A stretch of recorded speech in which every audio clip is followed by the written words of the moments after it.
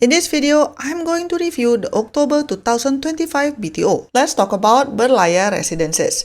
Located between Berlayar Street and Berlayar Drive, this BTO is within walking distance to Teluk Blangah MRT station. This project features 4 residential blocks ranging from 19 to 46 stories.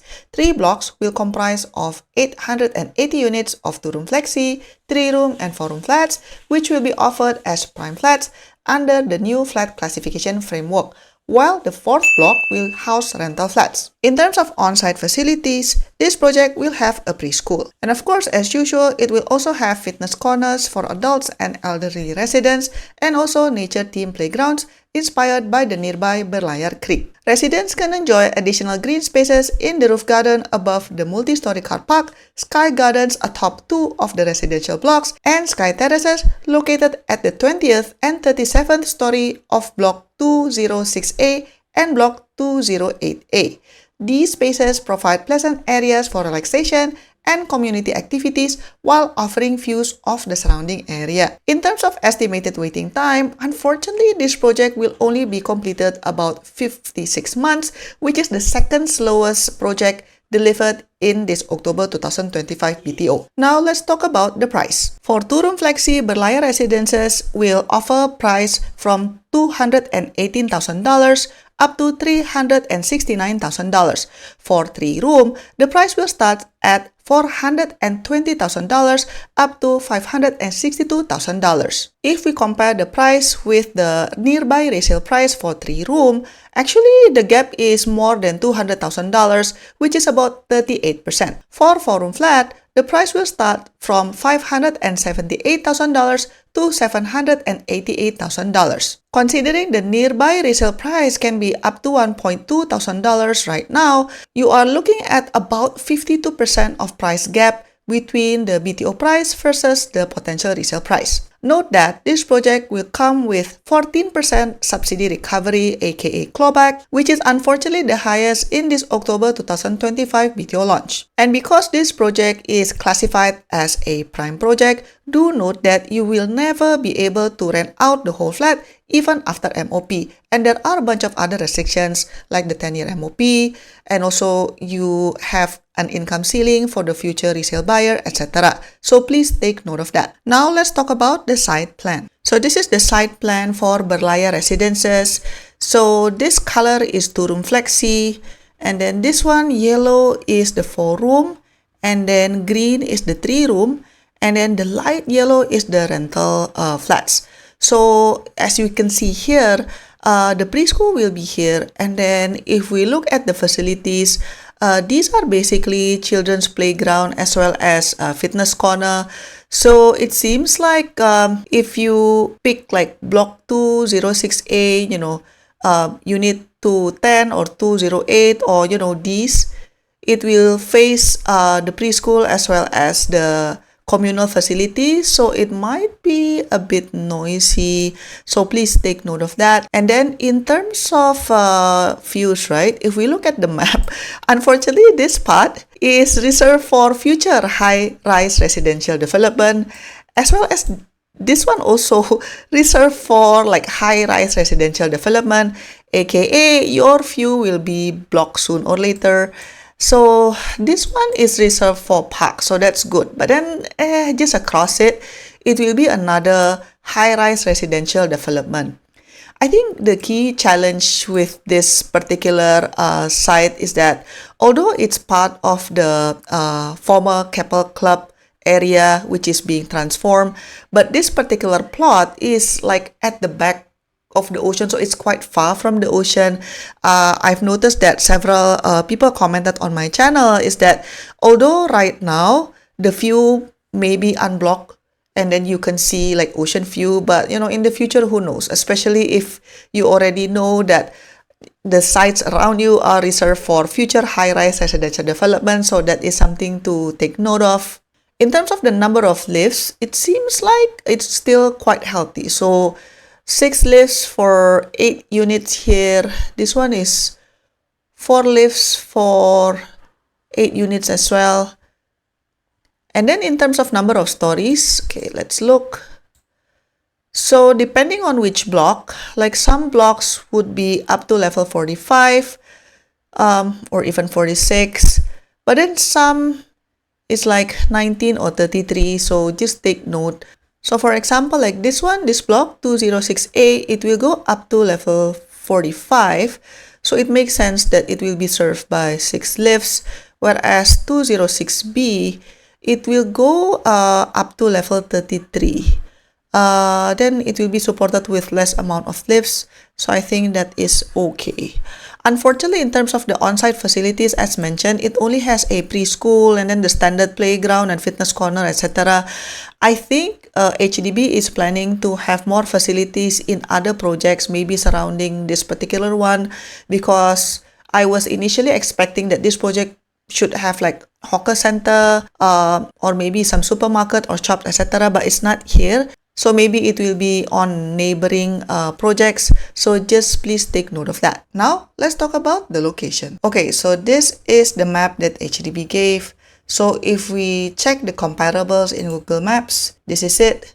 So the road is not even built yet inside this area because it will still undergo the transformation, but I believe it's somewhere around here. So according to Google Map, it's about 350 meters to Teluk Blangah and about 650 meters to Labrador Park. But then again, both stations are part of the same MRT line, so it doesn't really matter.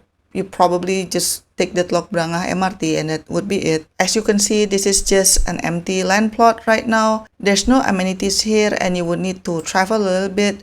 So if you cross the highway, then there will be some eateries and then some shops as well. There's a food center over here and then some shops over there, and then got Alexander Retail Center over here. So there are some amenities, but you just have to travel a little bit more. So if you want more amenities, obviously you can just take the MRT to Harbourfront. It will just be like one stop away.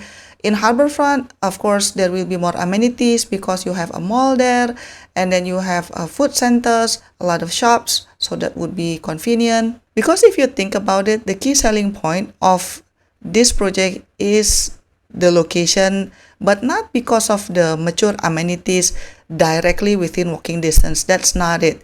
It's more about the potential ocean view. As you can see, it's really quite near to the water. And then you also have nature on your doorstep. The Labrador Nature Reserve is here. And then you also have the Bukit Cermin Boardwalk, and Mount Faber is over here. And then of course, obviously, Sentosa is just quite nearby. Unfortunately, in Singapore, short-term rental in residential houses is not allowed, right? You can't just rent out your rooms for like 1 or 2 nights, because if it's allowed, gosh, you can just rent out to tourists because it's so near to the Sentosa Island. But again, it's not allowed, so don't do it. If you do it, you might get caught. Yeah, but Sentosa is just right over here. If we look at the plot, it is next to a highway, so that's watch out. There will be some blocks that will be very exposed to this highway, especially if your queue number is not so good and then you can only secure like low floor units or mid floor units, then you would get disturbed quite a lot with this highway, so that's a watch out. So in terms of school options, if I look at the map here, honestly, there aren't many options, isn't it? You have the Blangah Rise Primary School over here, but then if we zoom out, there aren't many options nearby. So that is something to take note of, especially if you are a family with young children. You do have to realistically think, where do you want to send the kids to school? There are schools, but then it's just far away. But then again, of course, it can still be resolved with school buses, or you take them there.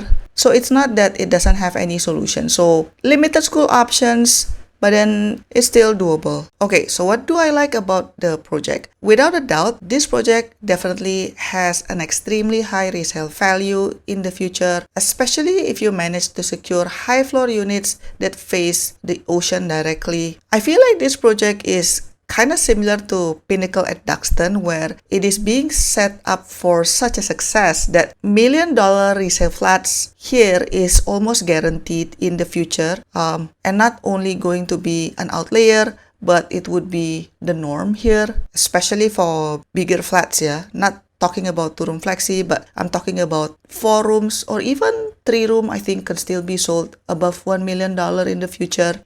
The area itself feels kind of premium because it is near the waterfront. For day-to-day convenience, I do like that this development will be close to 2 MRT stations, so that's good. If you enjoy an active lifestyle, this place is near the Bukit Cermin boardwalk where you can jog to the ocean, so that's also good. This development also will have quite a lot of 2-room flexi, so that would be a good news, especially for seniors and also first-timer singles. On the other hand, of course, there are some downside. Given the area is still on its very early stage of transformation, you do have to expect that there will be quite a lot of construction dust and noise for several years down the line from the surrounding areas. And then while the area is still being transformed, you would also have lack of amenities, so you need to travel for amenities. So that's the reality of this place. But there is one thing that I think would not be resolved with the transformation, which is the lack of school options for families, especially if you look at the map, right? There's not many primary school options within the 2-kilometer radius. It will be quite far. So that is the reality that you have to face. I'm not sure whether the government will build a primary school in the area. Let me know in the comment section down below if you know anything about this. And then the next watch out is that this project is actually located next to a highway, so certain blocks will be very prone to noise and dust, especially if you can only get low to mid floor. The entry price for this project is also on the higher side because I believe that other than looking at the high comparables around the area, the government is also considering what is the potential of the resale value down the line, right? So the entry price is definitely on the higher side. And of course, it's never fun to get slapped with 10-year MOP and then very strict restrictions in terms of not being able to rent out the whole flat even after MOP, etc. And don't forget that your future resale buyers will also be subjected to income ceiling, which does limit the potential resale value down the line, even though realistically there will always be some family with plenty of cash, right? Either they inherited it or they recently sold their landed house or something. There will always be somebody with plenty of cash, in my opinion, but it does limit your potential buyers. Now let's talk about the Balloting, because as I mentioned, there are 2 projects in Bukit Merah for October. So Keppel or Berlayar BTO and the other one, which is Redhill BTO. The other project is actually not bad. It's probably even more convenient for day-to-day life. But if you are so adamant that you just strictly want a Keppel only, there's actually one trick that you can do, which is to apply for 3-room flat. Why? Because if we look at the lineup, the other project, Redhill Close, they will offer 2-room flexi and 4-room, while this Keppel Berlayar BTO is offering 2-room flexi, 3-room and 4-room flats. So meaning that if you apply for 3-room Bukit Merah, then for sure you are only targeting to ballot just for Keppel. When this video is being recorded, there are already 3-room flats in Singapore that are being sold above $900,000. So if we are thinking about this Keppel Berlayar BTO, let's say 15 years down the line, I'm pretty sure you will be able to get above $1 million for 3-room flat here, as long as it's on high floors and have good facing. So if you are approaching this from a very pragmatic approach, 3-room might be a potential, especially if you don't require such a big flat and then you just want to focus to get a unit at Keppel here, and then after MOP you flip it and then you move on with your life. 3-room might be a choice because then you don't have to worry about the risk of having to pick Redhill Close if your queue number is not so good. In summary, I think this project is a good option, especially for those who see BTO as a stepping stone in their property journey, because if you are lucky enough to get the right unit, you are in a position to profit a lot. In terms of targeted audience, somehow I feel that this project would be more suitable for singles or couples without kids. For families, I think the lack of nearby school options is going to be a real challenge. For seniors, well, it depends on your health condition. Because if you live here, the reality is you do have to travel a bit to get amenities and to go to health facilities. So all in all, I predict this project will be popular, but I don't think it will get the highest application rate among the October BTO lineup. Why? Because I think there will be some applicants who thinks like me and prioritize more on the day-to-day life conveniences, especially if you're talking about the long haul, right? 10 years, 15 years, that's not a short time at all. I think Bishan BTO would actually get a higher application rate versus this project. If you want to know more about the Bishan BTO project, click link in the description box below because I have discussed it in a separate video. To support my work, you can give a one-time tip by pressing the thanks button, pick the amount that you want, and click buy and send. Or you can also press the join button for exclusive contents and monthly membership. Your support means a lot to keep us independent. Thanks for watching, and I'll see you in my next video. Bye bye!